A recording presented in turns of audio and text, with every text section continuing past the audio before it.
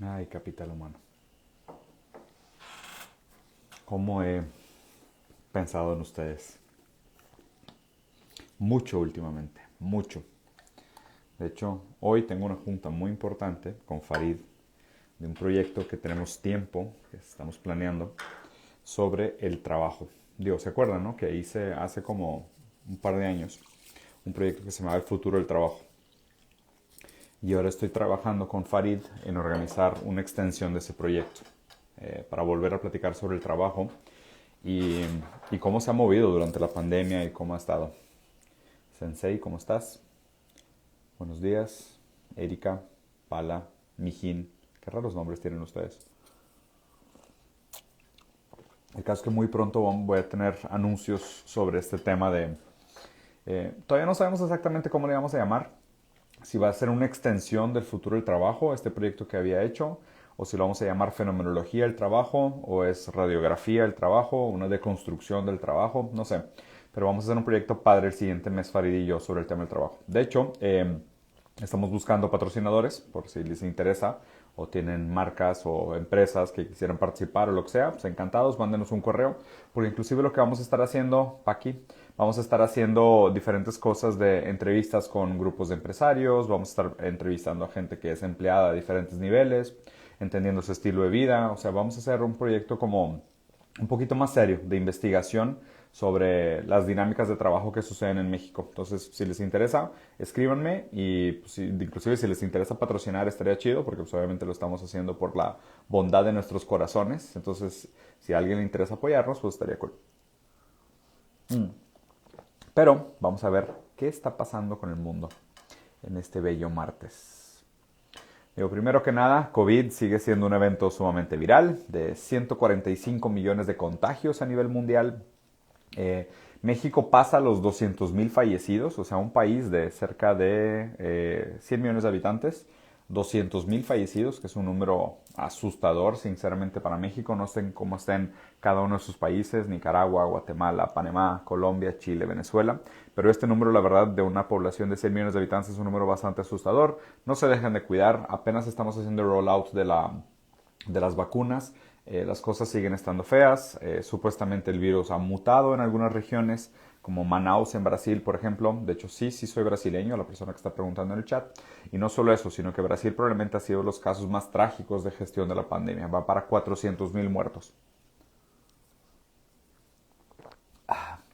Y otra cosa que es interesante, estos números de 400.000 muertos y 200.000 muertos y demás, es que a fin de cuentas son los valores que nosotros tenemos acceso, son los números que los cuales nosotros tenemos acceso. Lo que me preocupa de todo esto es que a fin de cuentas estos valores pues también, pues no es como que representan una realidad absoluta, ¿no? O sea, no me quiero poner conspiranoico, pero en los países del tercer mundo, mientras más grande sea la extensión del territorio, mientras más gente escape a los organismos públicos que puedan llevar una gestión del bienestar de la población, pues más escueto y más frágil es nuestro análisis o nuestra capacidad objetiva de análisis de lo que está sucediendo, ¿no?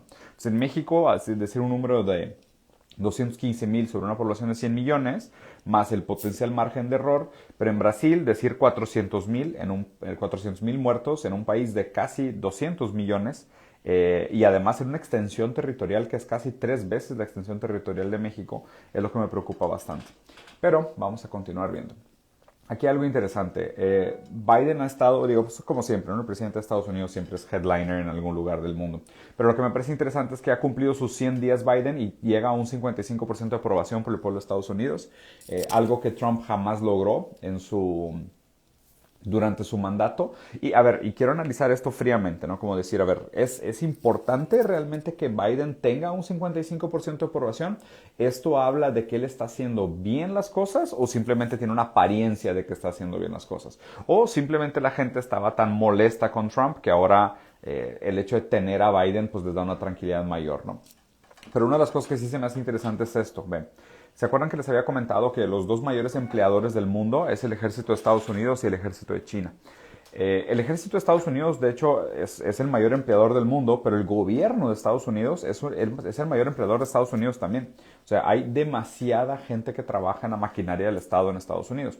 Y esto me pareció interesante cuando lo leí, yo no lo había pensado. Bernie Sanders tenía rato empujando esta idea de aumentar el salario mínimo a $15, ¿no? Y lo quería hacer, lo estaba empujando. Y ahora lo que hicieron fue que pasaron este salario mínimo de $15 para todas las personas que trabajan para el Estado. Y pensé, pues claro, obvio, o sea, si lo quieres hacer, pues primero hazlo en la gente que trabaja en tu propia empresa, por decirlo así, ¿no? O sea, siendo empresa esta, pues la maquinaria del Estado americano. Y después, pues verás cómo compiten contra las demás industrias. Porque a fin de cuentas es esta idea de, pues el talento se va por donde están las mejores opciones laborales, las mejores condiciones laborales y los mejores sueldos. Entonces, en el momento que el gobierno de Estados Unidos aumente su salario mínimo a $15, pues va a aumentar también su capacidad de contratar gente de más talento, porque antes la gente que tenía que decidir entre trabajar por un salario menor a $15 en el gobierno de Estados Unidos o más de $15 en otro lugar, pues a lo mejor se venía tentada por ganar un poquito más de dinero por hora y acaba no trabajando en Estados Unidos. Entonces, aumentar los salarios es una manera de también aumentar la capacidad de recaudación de talento para que la gente trabaje en el estado de Estados Unidos. Y además manda el mensaje correcto. O sea que ahorita Biden está trabajando varias cosas al mismo tiempo y los vamos a ver en otros canales. Y además tengo demasiadas ventanas abiertas que no voy a terminar si me quedo todo el tiempo aquí. Pero lo que se me hace interesante es esto, ¿no? O sea, el vínculo entre estas diferentes noticias de las acciones que está tomando Biden. Y también me refuerza la idea de que Trump fue como una minoría muy vocal de Estados Unidos. Y sinceramente lo creo así. El problema es que es una minoría muy peligrosa, muy vocal y muy dañina, muy nociva, muy cancerígena de Estados Unidos, pero a fin de cuentas era una minoría vocal. A ver, en RT, digo, la verdad es que a RT le encantan hacer este tipo de cosas, pero vamos a revisar un par de noticias de RT. Primero, un petrolero en los mares amarillos, después de colisionar, tiró 1 millón de barriles de petróleo al océano, lo cual, pues, digo, está bien, es miércoles, ¿no? O sea, es normal que tiremos 1 millón de barriles de petróleo al océano, o sea que sabemos lo nocivo, terrible, contaminante y peligroso que puede ser esto, pero pues es un miércoles normal, o sea, son errores normales de gestión, o sea, acuérdate que es importante porque el petróleo es lo que se usa para hacer estos dildos en forma de dragón que los entrega Amazon por drones. Entonces, digo, vale la pena todo esto, ¿no? O sea, es algo realmente fundamental y necesario para el debido funcionamiento de la humanidad. Es martes, discúlpeme, tienen toda razón. Es un martes cualquiera, sí, a lo mejor en China ya es miércoles, no, no es verdad. Es un martes cualquiera, un buen día para tirar 1 millón de galones de petróleo al océano que iban a ser usados para construir estos dildos anatómicamente correctos, como que si fueran penes de dragones, que se entregan por dron y los puedes recibir en 30 minutos en cualquier lugar del mundo. Entonces, pues qué lástima, ¿no? Porque pues mucha gente se va a quedar sin sus juguetes en forma de dragón. Pero pues ni modo, se va a manchar tantito el océano y a ver, pues hay mucha agua, o sea, hay muchísima agua, o sea, como que cuál es el problema que tengan una manchita de petróleo, no sé por qué les preocupa tanto esto, a fin de cuentas, pues no nos va a tocar, no nos va a tocar, el mundo se va a acabar antes de que veamos el fin de todo esto. Rusia tiene un problema con que los Óscares se han vuelto tan políticos, y digo, la verdad es que no quiero entrar tanto al tema de los Óscares porque no los vi, no he visto las películas que están nominadas, nunca había estado tan poco interesado con Hollywood en una etapa en mi vida, siempre había sido súper fan del cine, me encantan las películas, me encantan no sé, irme de viaje a una fantasía, y tengo rato que estoy como completamente desilusionado con Hollywood. Digo, tengo entendido que estos fueron los Óscares más aburridos de la historia, lo cual no me sorprende. Los Óscares siempre han sido medio aburridones. Los últimos años han sido una porquería. Y de plano, además de hacerlo online y pues todos estos gimmicks y toda la agenda que traen en Estados Unidos como que progresista de lavar el capitalismo de verde y luego lavarlo de rosa y luego lavarlo de violeta. O sea, lavarlo me refiero a... lavar el capitalismo de verde, o sea, greenwashing, es como este tema de decir, es el mismo capitalismo de siempre, pero ahora somos conscientes con la naturaleza. Lavarlo de rosa es, siempre es el mismo capitalismo de siempre, pero ahora somos conscientes de la discriminación de género, ¿no? Entonces como que todo el tiempo están como lavando los problemas con como superficialmente, ¿no? Y siento que los Óscares son la epifanía de esta falsa moral, o sea, de esta lavar los problemas humanos de un color para distraernos. Como que Hollywood se ha vuelto esta maquinaria de distracción. Siempre lo ha sido, pues la industria del entretenimiento de Adorno y Jorge Hermes, Adork. Pero creo que ahora más que nunca es evidente cómo es impotente y están completamente sumisos a las intenciones del dinero y no pueden hacer absolutamente nada más que estar empujando estas agendas políticas completamente absurdas. Mi café está deliciosamente amargo hoy, se los recomiendo. Por otro lado, vean qué maravilla de noticia. La policía de Indonesia está cazando a una joven de 22 años, una modelo rusa, y se hizo viral en TikTok por hacer una película porno en los lugares sagrados de la montaña Butur, del volcán de Butur en Bali. Qué increíble, ¿no? O sea, esto es la sociedad hiperreal, donde lo real de las redes sociales es más real que la realidad misma. Entonces, pues esta tipa que se hizo viral en TikTok dijo, güey, pues si no tengo otra manera para llamar la atención y seguir creciendo mis likes, pues voy a tener relaciones sexuales, voy a grabar una película porno en un lugar sagrado para un país. Esto es no solo si lo anterior, el tema ambiental, es la desaparición del futuro, porque nos dimos por vencidos en pensar en un futuro más próspero. Esto es el derretimiento de los significantes del pasado. O sea, el perder el sentido de lo sagrado con tener contenido de impacto, ¿no? O sea, como todas estas figuras se han vuelto hiperreales en el sentido de mayores de sí mismas, ¿no? O sea, ya no hay nada que no se pueda derretir al momento viral de un TikTok de 15 segundos.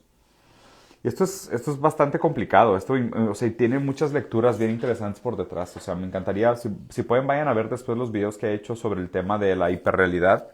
Y de hecho, en el último curso que hice con Israel sobre el anti-marketing, platicamos un poquito sobre esto, cómo la cultura del entretenimiento derrite las cadenas de significantes y crea solo esa sociedad del espectáculo, donde todo se hace solo como un contexto autorreferencial por su valor de impacto y nada más. O sea, ¿qué relación tiene que una niña rusa, bueno, una joven rusa, haga un video porno en un lugar sagrado en Bali? Es como que, o sea, ¿esto qué significa?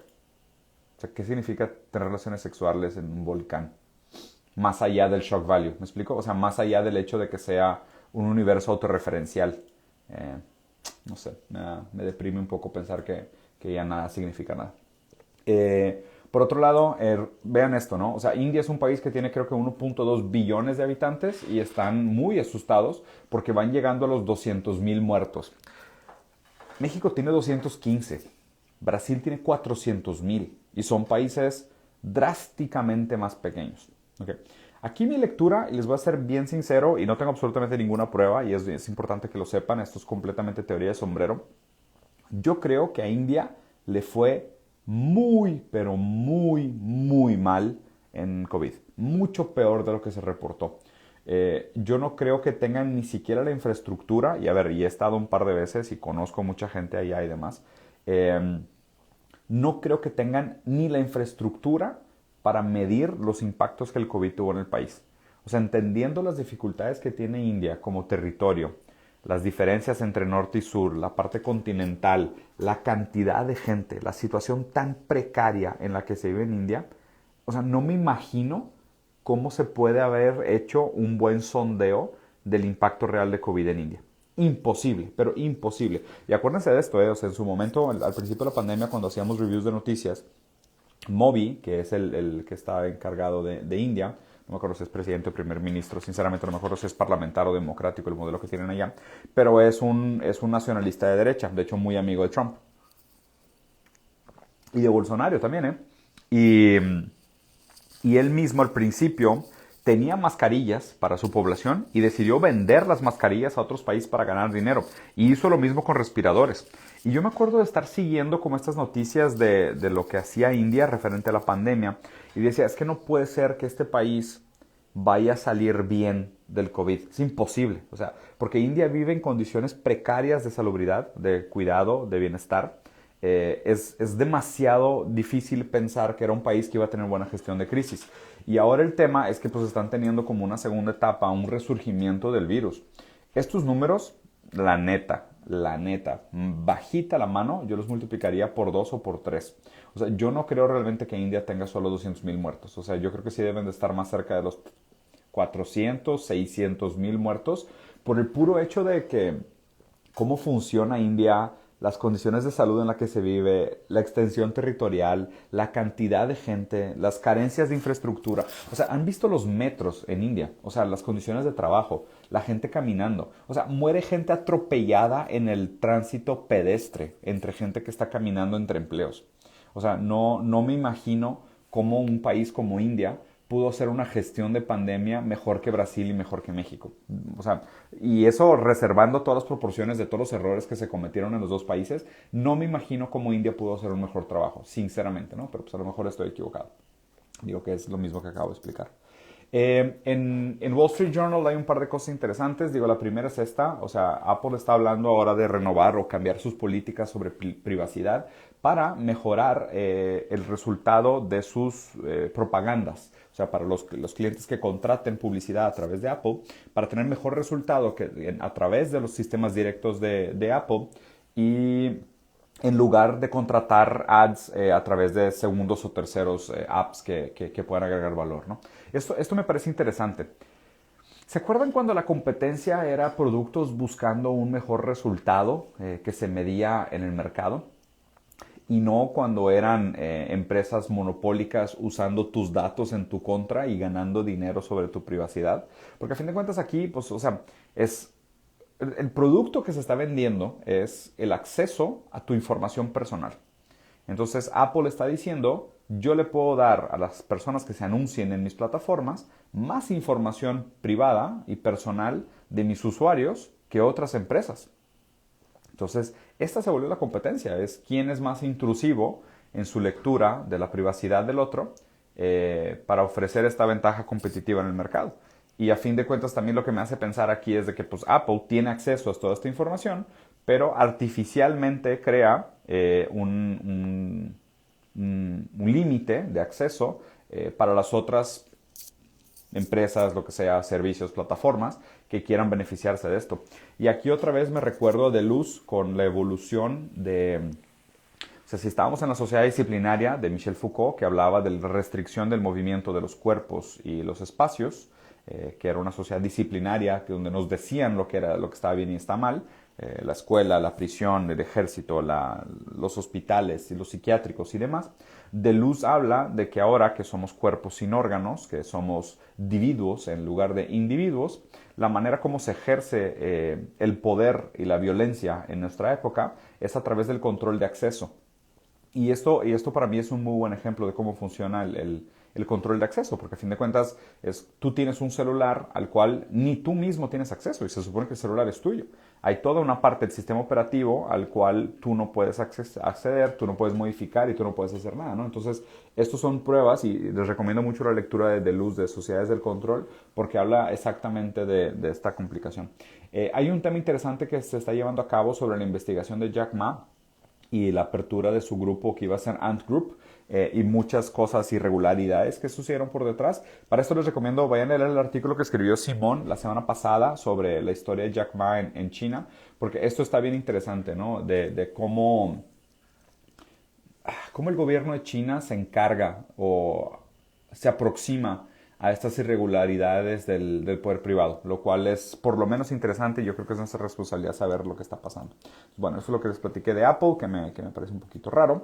Y luego vamos a terminar hablando de New York Times. New York Times tiene un par de cosas interesantes. Digo, esto de la catástrofe en China, ellos también lo nombraron. Que realmente se está volviendo un problema. Y de nuevo, o sea, es que vayan a investigar sobre cómo funciona China, vayan a ver, vean documentales. Obviamente es difícil decir que vayan físicamente porque está muy lejos, es caro y además ahorita no se los recomendaría. Pero creo que hay algo interesante en esto de cómo se está viendo el número de casos, lo que está pasando en India. Y esto para mí más es un tema de que se les está saliendo de las manos. O sea, nunca lo tuvieron controlado. Y ahora se está poniendo feo, pero en serio. O sea, se está poniendo feo en serio. Yo creo que sí va a ser una calamidad en India. Y obviamente, ¿no? O sea, acuérdense que esto mata desproporcionalmente más gente a nivel socioeconómico bajo que a nivel socioeconómico alto. es lo que les comentaba, ¿no? O sea, dicen que realmente el coronavirus ahora está por todos lados, que la gente vive en pánico, en miedo y que realmente el nivel al que se está expandiendo es asustador, es alarmante y asustador. Yo creo que hay que mantener un ojo a esto. Esta historia no se ha terminado y definitivamente se va a poner peor. Creo que Estados Unidos se levantó y dijo que iba a mandar vacunas a AstraZeneca, si no me equivoco. Creo que como 50% de las que no les sobraron a Estados Unidos iban a ir directo a India, lo cual me parece una buena ayuda humanitaria. Pero pues también pone en jaque toda la lógica de, o sea, cómo decidimos quién recibe vacunas. ¿Se acuerdan de, o sea, toda esta lógica capacista que por lo menos deberíamos de cuestionar? Nueva Zelanda es un buen caso. Nueva Zelanda le fue increíble en el COVID y tienen una primer ministra, o sea, una mujer encabezando el país y para mí fue de las mejores gestiones de pandemia. De hecho, yo creo que deberíamos de tener más líderes mujeres como Angela Merkel y la chava esta que está en Nueva Zelanda. Lo que les comentaba esto, ¿no?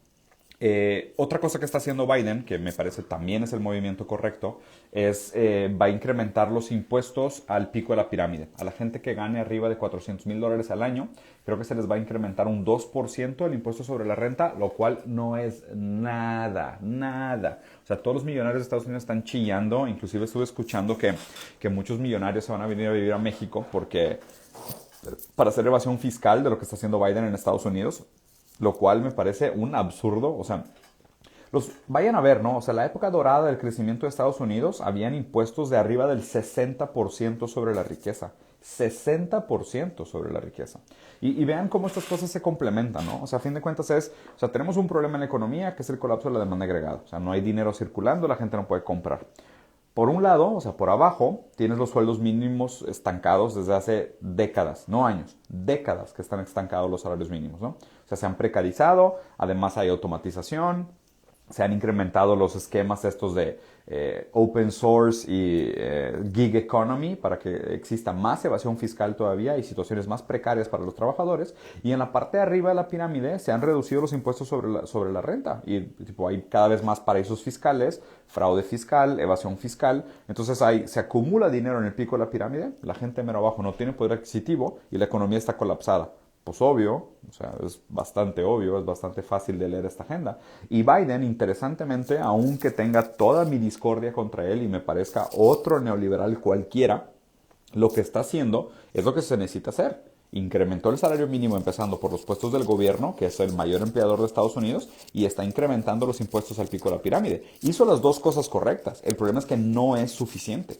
O sea, incrementarlo a $15 solo en los empleos del gobierno no es suficiente. Debería ser, o sea, están hablando inclusive de un 18 y debería ser de todo el país. Y por otro lado, aumentarlo de 36 a 38% el impuesto sobre la renta para la gente que gana arriba de $400,000 al año no es suficiente. O sea, no es suficiente, debería ser mucho más que eso. Es la dirección correcta, pero justo esto me parece que es como un acto simbólico populista, ¿no? Donde lo que me preocupa es que otra vez estemos comprando como estos paliativos, ¿no? O sea, otra vez estamos comprando como estos parchecitos de... no se ve el artículo, qué mugrero, güey, malditos paywalls. Este es el artículo que les quería enseñar al final, pero mejor ahorita los explico, que decía que desde el 1920 hasta el 2020 hemos duplicado la expectativa de vida de la humanidad y esto se debe a dos cosas, a la tecnología y al activismo, que es lo que me pareció sumamente importante, y aquí voy a voltear la cámara tantito. Van a tener que ver mi fea cara mientras hago el cierre. Hemos incrementado la capacidad de vida, o sea, la expectativa de vida, desde el 1920 hasta el 2020 al doble, ¿ok? Eso es, obviamente me perdí porque pues, el artículo está bloqueado, lo estaba leyendo y ahorita se bloqueó. Luego revisen los datos, búsquenlos ustedes de cómo se ha hecho esto, pero lo que me pareció interesante el análisis es que se lo atribuían a dos factores principales, a la ciencia y por otro lado al activismo, ¿ok? ¿A qué se refieren con el activismo? Cuando hablan de cómo hemos mejorado nuestra expectativa de vida, tiene que ver con muchas de nuestras condiciones de vida, ¿no? Y la verdad es que todavía pasamos una gran cantidad de nuestro tiempo trabajando. Entonces, claro, la ciencia tiene un gran mérito de haber mejorado la calidad de vida, porque pues, a través de la ciencia ha mejorado la medicina, hemos sido mucho más eficientes en nuestras respuestas, el desarrollo de la penicilina fue algo que cambió la historia de la humanidad, los antibióticos, o sea, hay muchas cosas muy interesantes ahí, ¿no? La distribución de algunas medicinas y demás ha mejorado bastante. La verdad es que le debemos demasiado a la ciencia en mejorar nuestra calidad de vida. El otro factor determinante para este incremento de la expectativa de vida es el bienestar, ¿ok? El bienestar. Y el bienestar se refieren a la cantidad de vacaciones, la seguridad laboral, la reducción de horas de trabajo. O sea, hay muchas cosas que están vinculadas y a ver, aquí, y no lo quiero decir tal cual porque me van a decir que es sesgo, ¿no? Y tal vez sí lo sea. Pero estos son movimientos que se lograron como peleando por los derechos laborales. ¿Ok? O sea, peleando por los derechos laborales. Y siempre ha sido así. O sea, cada vez que hay un movimiento que tiende hacia la izquierda, ¿ok? Porque acuérdense el análisis que les hacía el otro día. Por eso se les llama izquierda y derecha, porque no son puntos geográficos en un mapa, sino que son direcciones. Y de hecho esta es una conclusión a la cual llegué hace poco tiempo y más bien estoy haciendo paz con ella y me está repercutiendo internamente, me está cambiando algunas posturas, pero es pensar en estas dos direcciones. O sea, existe una dirección de derecha y existe una dirección de izquierda, pero son direccionales. O sea, son vectores, ¿sabes? O sea, es como pensar en gravedad, no es como pensar, o sea, la izquierda no es algo, es una dirección. ¿Okay? Entonces, lo que se ha hecho en nombre de la izquierda a través del tiempo es parte del factor determinante de por qué se ha incrementado tanto la calidad de vida. Y a ver, y no quiero decir, habría que ver cómo determinamos exactamente lo que es izquierda y lo que es derecha, pero no quiere decir que algo de la derecha también no haya contribuido para una mejora de la calidad de vida. Seguramente sí hay cosas que se hicieron en nombre de la ganancia, que por cierto también generaron un repercusión en el bienestar. No tengo ninguna duda que así sea. Pero lo raro es que en este artículo hacían el análisis, por ejemplo, de el incremento de las vacaciones, la seguridad en el trabajo, ¿qué más decía? Reducción de horas laborales, el no permitir niños en el trabajo, o sea, niños trabajadores, o sea, que son cosas que en su momento, cuando lo decían, era de que, vamos a acabar con la esclavitud. No, si acabamos con la esclavitud, colapsa la economía y va a ser insostenible y todo lo que conoces va a ser muchísimo más caro porque si quitas la mano de obra esclava no va a funcionar. Y es como que, dude, ok, tipo, aún así la tenemos que quitar, ¿no? Y luego es de que, oye, vamos a quitar la mano de obra infantil. No, la mano de obra infantil y los niños son súper buenos limpiando chimeneas y si no tenemos niños para limpiar chimeneas, ¿cómo le vamos a hacer? Va a ser horrible, va a ser carísimo limpiar chimeneas, ¿qué están diciendo? No importa, los niños de repente pierden deditos, pero pues X están chiquitos, se acostumbran a tener 4 dedos en lugar de 5. Aparte, pues así aprenden valores de echarle ganas y trabajar y esforzarse. O sea, no, por favor no quiten los niños del mercado laboral porque se acaba el mundo. Y luego es de que, oye, pues tenemos que regular las vacaciones. No, ¿cómo que regular las vacaciones? Va a ser el fin del mundo. Si les damos vacaciones, todos se van a volver unos flojos. No van a querer estar así. No van a querer venir a trabajar y van a exigir cada vez más. Los 3 meses que estén parados van a estar perdiendo tiempo. Y luego lo mismo, es de que, oye, a las mujeres, cuando estén en etapa de maternidad, hay que darles la licencia para que se vayan a sus casas a cuidar a sus hijos recién nacidos. No, pero ¿cómo? No puede ser. Ineficiencia, claro que no. Es demasiado tiempo. O sea, siempre ha sido así, ¿ok?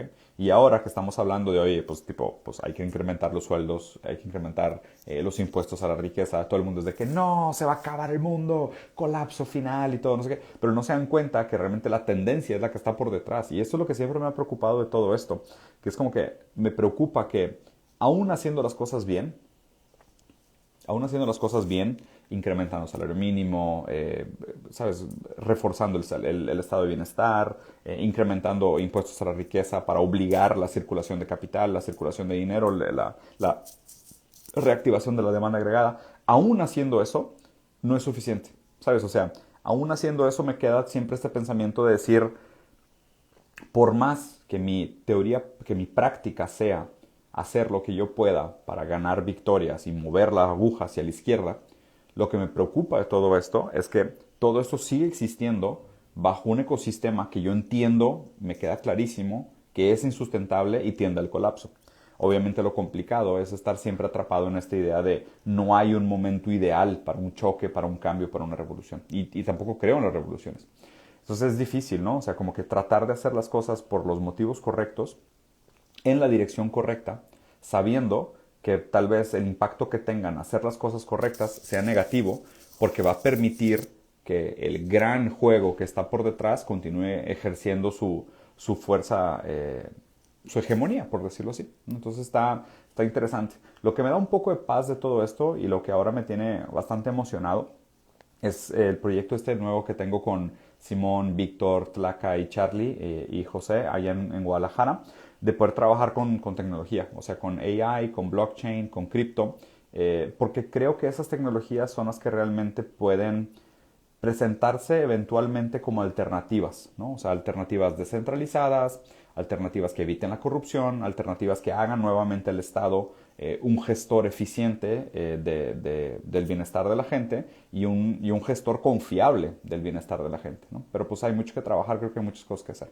Bueno, ya los voy a dejar aquí, estuvo muy larga la plática de hoy, espero les haya gustado. Si sí, píquenle ya a todos los botones, compartan, dejen comentario. Lo voy a dejar colgado acá de Instagram y lo voy a subir a YouTube más tarde. Me gusta hacer reviews de noticias, pero la neta he estado bastante ocupado, entonces ya no he hecho tantos. Voy a tratar de retomar por lo menos 1 o 2 por semana para platicar de cómo va el mundo. Pero bueno, chicos, disfruten su martes. Nos vemos. Muy pronto les mando noticias sobre el proyecto El futuro del trabajo, que va a estar chido. Si les interesa, mándenme correo, porque pues, necesitamos apoyo. Nos vemos. Bye.